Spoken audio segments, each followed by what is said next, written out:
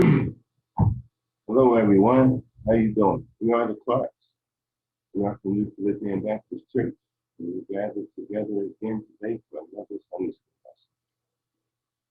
We've been studying Sunday school this way lately during our Fridays. And just thank you for joining us, for comments, and for tuning in whenever you do. Let's pray. Our Father God, Lord, we thank you for another lesson to bring you. We thank you for the way that you study. We thank you for studying online and having others gather in, Lord. We thank you for the comments, Lord. We thank you for illuminating our minds the way that you do. Let us share in your name and in your honor and in your glory. Okay, today's lesson is we are continuing the call of women, and the title is Showing Glory. The passage that we'll be studying is coming from Luke chapter 8, verses 1 through 3, Mark chapter 15, verse 40, and John chapter 20, verses 10 through 18. The key verse: the 12 were with him, and certain women which had been healed of evil spirits and infirmities. Mary called Magdalene, out of whom went 7 devils. And that is Luke 8, 1b through 2. The lesson aims: we want to be able to discern Mary Magdalene's motivation for committing her life to Jesus. We want to appreciate the sacrifices Mary Magdalene made in order to follow Jesus. And 3, we want to embrace a lifestyle of wholehearted discipleship. You notice when you read verse 3, that's exactly what we should be doing. Whether male or female. Yes. That's exactly what we should Right. Well, we're going to be looking at Mary Magdalene. Okay. Mary of Magdalene. So that's what she was from. Right. Mary Magdalene was the person who Jesus healed, cast 7 demons out. Right. You'll hear people sometimes say that they'll call her a prostitute, and then you'll hear people say that that was Jesus' wife also. But there is no biblical proof. Okay? And many people add things to try to discredit scripture and discredit Jesus. You know, but there is no biblical basis for that. After she was healed from the demons, you find Mary leading a group of women as they followed her. You know, and they were loyal followers, dedicated followers, and they followed Jesus all the way to the end. Especially Mary. She followed Jesus, Mary followed Jesus all the way to the end. Sometimes you see where they say Mary and the other Mary, sometimes it talks about Jesus' mother and Mary. And she followed him to the cross, then to the burial site.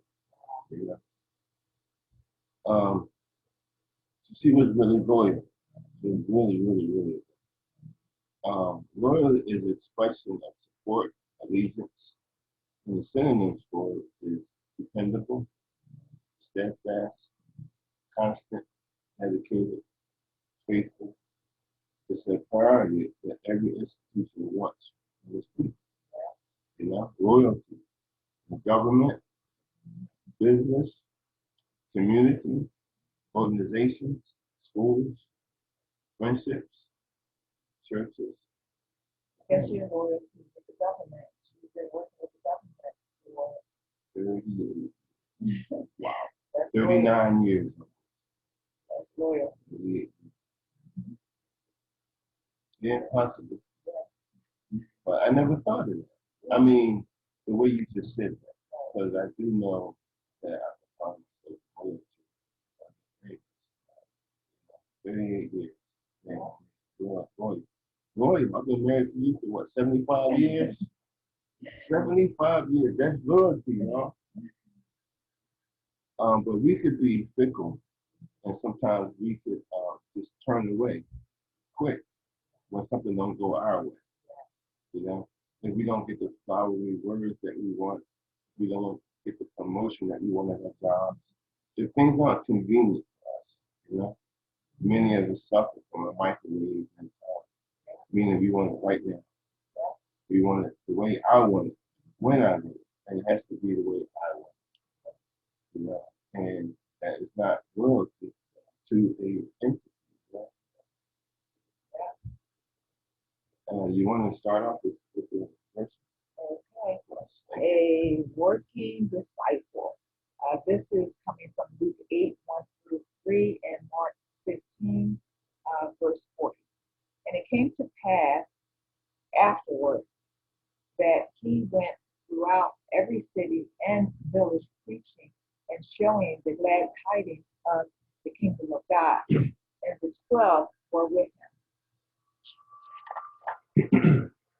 And certain women which had been healed of evil spirits and infirmities, Mary called Magdalene, out of whom went 7 devils, and Joanna, the wife of Chuza, Herod Stewart, and Susanna, and many others, which ministered unto him of their substance. And then verse 40. There were also women looking on afar off, among whom was Mary Magdalene, and Mary, the mother of Jesus, the elect, and of Joseph and Solomon. Okay. One thing about loyalty, God shows us today. God's loyal to us, isn't He? Yes, yes, He is. And anyway, He wants us to be loyal to church. He wants us to be loyal to church. Well, that sounds funny, saying loyal to church, but we have to be loyal to God, loyal to Christ. If we're loyal to church, the outside world see us being loyal to church, as far as the church community, the church organization, going to church, fellowshipping at church, being like-minded believers. The church, that's how the church grew. But people see how like-minded believers, how they act together, how they grew together, how they look after each other, how they were loyal to each other. Because people are not loyal to the church today. The church is not growing and the church is, you know, it's just not that way. We're not patient to that. And being loyal to people, being loyal to the church, means being loyal to people also that don't act like you. Being loyal to people who you don't understand why they go through this, why they act that way, why this, why that. You may not understand everything that every time, but you're being loyal to a group. But this also why we may not understand why people act the way they do, why we may not understand certain things, but then there's other people who don't understand us. So in order to be loyal to a group, and then everybody can help each other. Okay?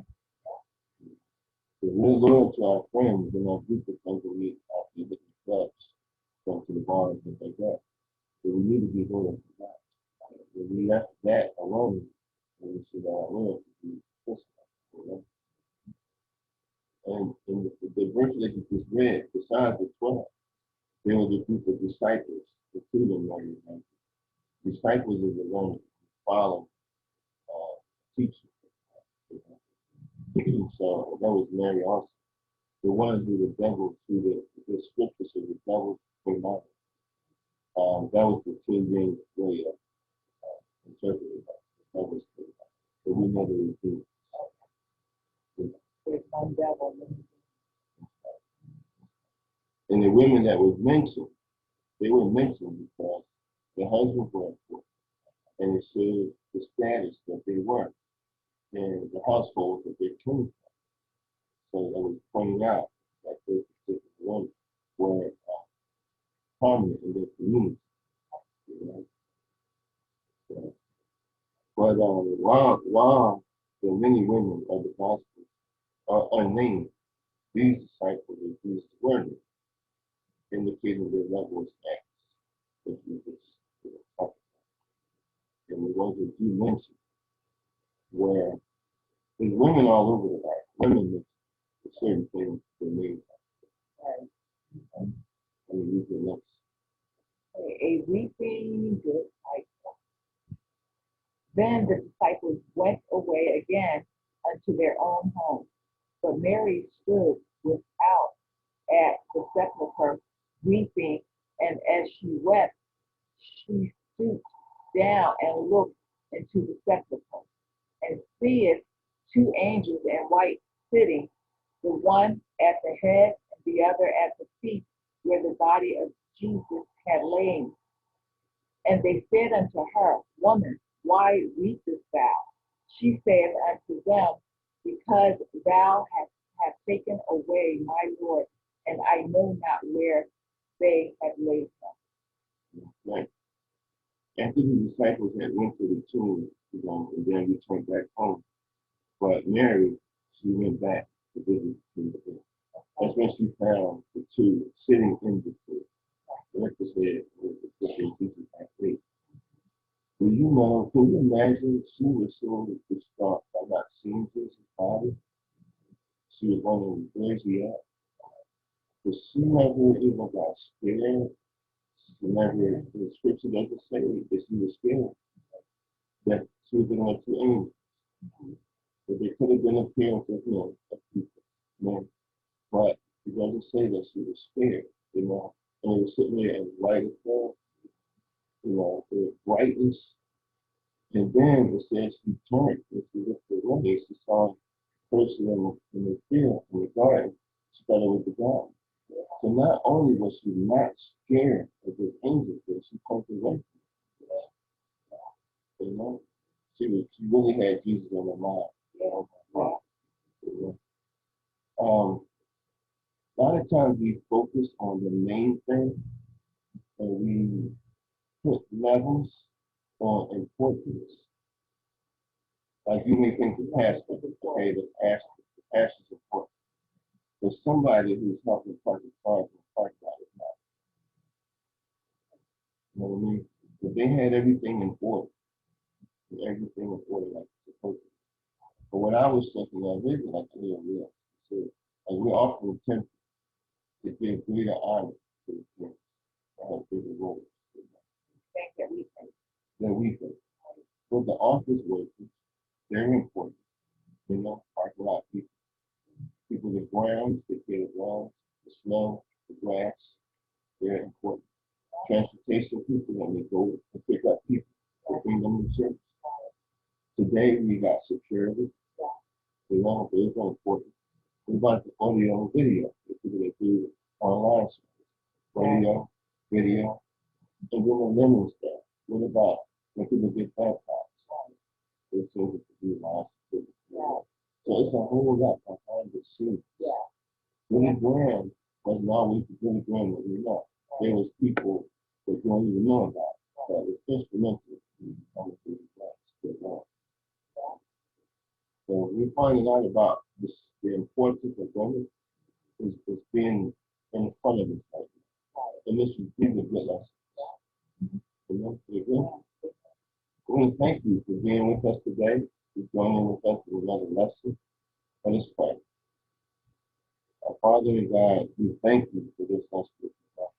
We thank you for what you're teaching us now, what you're showing us now. Let us be in remembrance. Let us be able to look through the scriptures ourselves and see the importance of not just men, but women.